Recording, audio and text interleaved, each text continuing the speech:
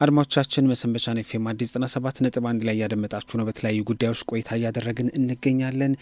ጊፋታ የወላይታ ሕዝብ የአዲስ ዓመት ክብረ በዓል በሰው ልጆች ወካይ ቅርስነት በተባበሩት መንግስታት የትምህርት የሳይንስና ባህል ድርጅት ዩኔስኮ ተመዝግቧል። የድርጅቱ 20ኛ የማይዳሰስ ባህላዊ ቅርስ ጥበቃ የመንግስታት ኮሚቴ ስብሰባ ሲደረግ ነው በህንድ ሀገር በኒው ዴልሂ ከተማ ላይ ይኸው የተበሰረው። ጊፋታ በዩኔስኮ ቅርስን በሰው ልጆች ወካይ የማይዳሰስ ቅርስነት ለመመዝገብ ያስቀመጣቸውን 5 መመዘኛዎች አሟልቶ በመገኘቱ ነው በማህደሩ ለመመዝገብ የቻለው። ይህንን መነሻ አድርገን በተለይ እዛው ህንድ ሁነቱን ሲከታተሉ የነበሩ በአዳራሹም የነበረውንም ስሜት እንዲነግሩን ከህንድ ኒው ዴልሂ የኢትዮጵያ ቅርስ ባለስልጣን ምክትል ዋና ዳይሬክተርን አቶ ኤልያስ ሽኩርን ጋብዘናችኋል። በጣም እናመሰግናለን አቶ ኤልያስ። በቅድሚያ ስለ ጊዜው ደስታችን ያው አሁንም አልበረደምና እንኳን ደስ አለን በማለት ጀምራለሁኝ። አመሰግናለሁ ሰለሞን። መልካም። አንዳንድ ፎቶዎች ስመለከት ነበረ በተለይ መመዝገቡን መነሻ አድርገው ሲሰራጩ የነበሩና በአዳራሽ ውስጥ በወላይታ ባህላዊ ልብስ ደመቅ ብላችሁ አምሮባችሁ አይተናችኋል። አዳራሽ ውስጥ የነበረው ድባብ ኢትዮጵያ የሚለው ስም ሲጠራ የነበረው ስሜት ምን ይመስል ነበረ? እንደው ከዚህ ብንጀምር ደስ ይለኛል አቶ ኤልያስ። ቅርሱ ቀርቦ በኮንፈረንሱ በሚጸድቅበት ሰዓት ይህን ያህል በርካታ ሀገራት ባሉበት ቦታ ያቀረብከው ፋይል በዚህ ደረጃ ሲጸድቅ በጣም ደስ ይላል፣ ኩራት ይሰማሃል። ስለዚህ የነበረው ስሜት በጣም ጥሩ ነበረ። በዚህ መድረክ ላይ እንግዲህ የተገኘ ነው ከኢትዮጵያ ቅርስ ባለስልጣን በኩል እኔ ነበር የተገኘሁት። በሌላ በኩል ደግሞ በፈረንሳይ የኢትዮጵያ አምባሳደር እና የዩኔስኮ ቋሚ መልእክተኛ የኢትዮጵያ ቋሚ መልእክተኛ አምባሳደር ማህሌት ኃይሉ ተገኝቶ ነበረ። ሁለታችን ነበር የተገኘ ነው። ከዚህ በተጨማሪ ፋይሉ በቀረበበት ዕለት ህንድ ሀገር ያለው የኢትዮጵያ ኤምባሲ አምባሳደሩን ጨምሮ ሙሉ ስታፎቹ በጋራ ነው የተገኙትና ፕሮግራሙ ላይ እነሱም ታድመዋል። ፕሮግራሙ ከተከታተሉ በኋላ ልክ ፋይሉ ቀርቦ እንደጸደቀ ከኤምባሲ የመጡ ሰዎች እኛ ሌሎች ደግሞ የአፍሪካ ወንድሞቻችንና ሌሎች ወዳጅ ሀገራት ሆነን በጋራ ደስታችን ነው የገለጽነውና የነበረው ስሜት በጣም ደስ የሚል ስሜት ነበረ። ጠብቃችሁ ነበረ ይጸድቃል የሚል መተማመን ነበራችሁ? ከዚህ ስትሄዱ ሰነዱ ለዚህ መድረክ ሲቀርብ ከመጽደቅ አንጻር እኛ ብዙ ችግር ይገጥመናል ብለን ብዙ ስጋት አልነበረንም። ምክንያቱም ሰነዱ ጊዜ ተወስዶ ነው የተዘጋጀው፣ በጥራት ነው የተዘጋጀው። የሚመለከታቸው አካላት በሙሉ የኛ ተቋም ብቻ ሳይሆን የሚመለከታቸው ከማህበረሰቡ ቀጥታ ግንኙነት ያላቸው የሚመለከታቸው አካላትም በሰነዱ ላይ ዝግጅት ላይ ተሳትፎ ነበረ። ሶዶ ዩኒቨርሲቲ፣ ወላይታ ዞን በዝግጅቱ ላይ ተሳትፎ ስለነበረ በደንብ በጥራትና እያንዳንዱ ነገር ተካቶ ነው ሰነዱ የተዘጋጀው። ሰነዱም ከተዘጋጀ በኋላ ወደ ዩኔስኮ ከሄደ በኋላ ኢቫሉዌሽን በዲ በደንብ አይቶት ካየ በኋላ ለኮሚቴ ቀርቦ ኮሚቴውም የተቀበለው ሰነድ ስለነበረ ብዙ የገጠመን ነገር የለም። ሰነዱ የጸደቀው በኮንሰንሰስ ነው። ቮትም አልተደረገበትም። ሙሉ ስምምነት ስለነበረው በዛ መልኩ ነው የጸደቀው።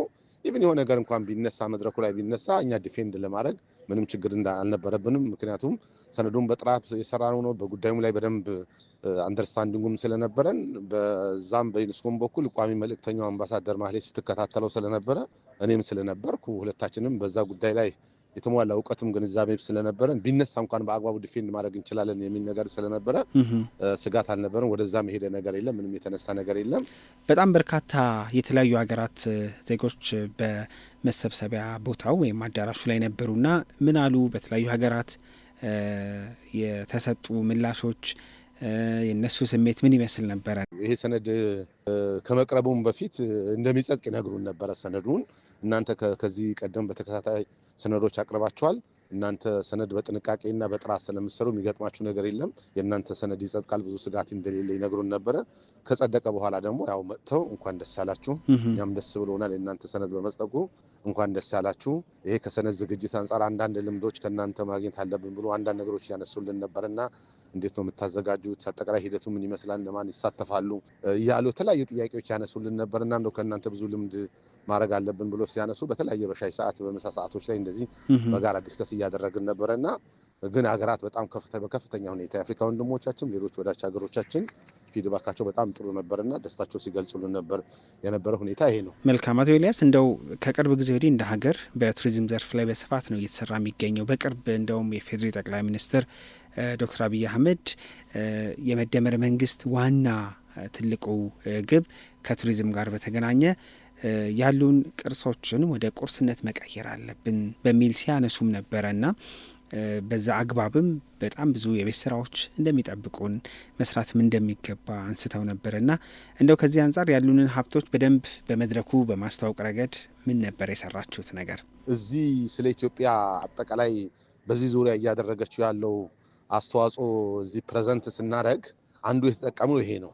ለቅርስ ምን ያህል ትኩረት ተሰጥቶት መንግስት ከፍተኛ የሆነ ሀብት መድቦ እንዴት እየሰራ እንደሆነ በመስራቱ ደግሞ የተገኘው ኢኮኖሚያዊ ፋይዳን የጠቅላይ ሚኒስትሩን ንግግር ነበረ ኮት አድርገን ስናቀርብ የነበረውና ቅርስ በሀገር ኢኮኖሚ ላይ ምን ያህል አስተዋጽኦ እያደረገ መሆኑንና በኢኮኖሚ የራሱን ድርሻ እንዴት እንደሚጫወት አብራርተን አስቀምጠናል። ከቅርስ ወደ ቁርስነት የሚለው ኢኮኖሚያዊ ፋይዳውን በሚመለከት በዚህ መድረክ በደንብ አብራርተናል። ተብራርተው ቀርበዋል ማለት ነው። መልካም።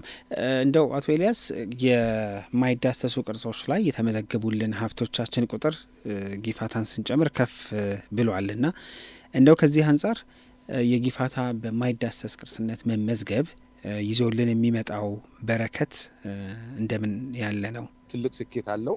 አገርም የማስተዋወቅ አገርም የገጽታ ከመገንባት ትልቅ ፋይዳ አለው። ግን መሰረታዊ የሚባሉ ሁለት ነገሮች ማንሳት ይቻላል።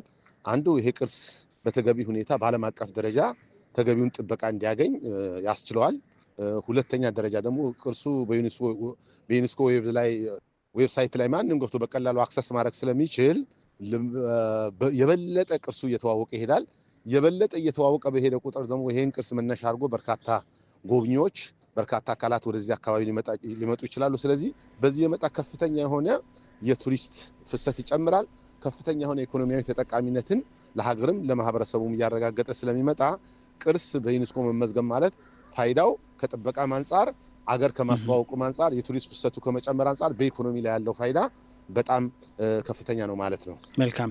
በጣም ብዝሃ ባህል ብዝሃ ማንነት ያለን ህዝቦች ነን ኢትዮጵያንና በዚህ ረገድ እንደው በሚዳሰስም በማይዳሰስም ቅርስነት መመዝገብ የሚችሉ ሀብቶች አሉንና ሌሎቹንም ለማስመዝገብ ምን እየሰራችሁ ነው? እየተከናወኑ ያሉ ስራዎች እንዴት ያሉ ናቸው? እንደሚታወቀው እስካሁን ድረስ እስከ ቅርብ ጊዜ ድረስ በዩኔስኮ ያስመዘገብናቸው ኢንታንጀብል ቅርሶች 4 ብቻ ነበሩ። ስለዚህ ፍቼ፣ ጨምበላላ፣ ገዳ፣ መስቀልና ጥምቀት ነበር። ባለፉት 3 ዓመታት ብቻ ይሄኛውን ጨምሮ ሸዋሊድን፣ የኢሳን፣ የጊፋታን ስንጨምር ባለፉት 3 ዓመታት እነዚህ 3 ቅርሶች አስመዝግበናል። ታንጀብሉም ላይ በምንወስድበት ሰዓት ላይ እንግዲህ እስካሁን ያስመዘገብናቸው ቅርሶች 12 ቅርሶች ናቸው ያሉን። 3ቱ በቅርብ ባለፉት 3 ዓመታት ነው የተመዘገቡት። የጌዲዮ ባህላዊ መልክዓ ምድር፣ የባሌ ተራሮችና መልካ ቆንጥሬን 3 አስመዝግበናል። ስለዚህ በቅርብ ቀን ባለፉት 3 ዓመታት ብቻ 6 ቅርሶች በዩኔስኮ ማስመዝገብ ችለናል ማለት ነው። አሁን ደግሞ በእጃችን ያሉ ፋይሎች አሉ። ከታንጀብሉም አንጻር በቅርብ ቀን ይህ ዓመት ማጠናቀቂያ ላይ የምናስመዘግበው ፋይል አለ። ሌላ በዩኔስኮ ቴንታቲቭ ሊስት ውስጥ የገቡ አሉ። በኢንታንጀብሉም በኩል ፋይላቸው አልቆ ተጠንቶ ቫሊዴት ተደርገው ወደ ዩኔስኮ የሚላኩ ወደ 3 አካባቢ ፋይሎች አሉን። አሁን በሂደት ጥናት ላይ ያሉ ፋይሎች አሉንና በተከታታይ ምልክበት እድል ተፈጥሯል። ደግሞ ስንልክ ደግሞ እስካሁን በታንጀብሉም በኢንታንጀብሉም በኩል ይህን ማስፈጸም የሚችል በተቋሙ ብቃት ያለው አመራርም ስላለ ባለሙያም ስላለ የሚገጥመን ነገር የለም ማለት ነው። ተቋሙ በቅርብ ጊዜያት ካስመዘገባቸው ከፍተኛ ስኬቶች አንዱ የቅርስ ምዝገባ ላይ ያለው ውጤት ነው ማለት ነው። የቅርስ ምዝገባ ብቻ አይደለም፣ በተለያየ ምክንያት በተለያየ ጊዜ ከሀገር የወጡ ቅርሶች በማስመለስም ረገድ ለቅርሶች ጥበቃና እንክብካቤ የቅርስ ልማቱን በመስራት ረገድ መንግስት ከፍተኛ የሆነ ሀብት መድቦ ከፍተኛ ስራ እየተሰራ ነው ያለው። መልካም። አቶ ኤልያስ ሽኩር በጣም እናመሰግናለን ለሰጡን ጊዜ። ቀረ የሚሉት ነገር ካለ ይጨምሩና እናበቃለን። ስለዚህ በመጨረሻም እንግዲህ ይሄን ቅርስ በዩኔስኮ በመመዝገቡ መላ የሀገራችን ህዝቦች እንኳን ደስ አላችሁ ማለት እፈልጋለሁ። በተለይ ደግሞ ለዘመናት ቅርሱን ጠብቀው ተንከባብከው ለዛሬ ያደረሱልን የወላይታ አባቶች፣ ሽማግሌዎች እጅግ የሆነ ምስጋናዬን አቀርባለሁ። አመሰግናለሁ። መልካም።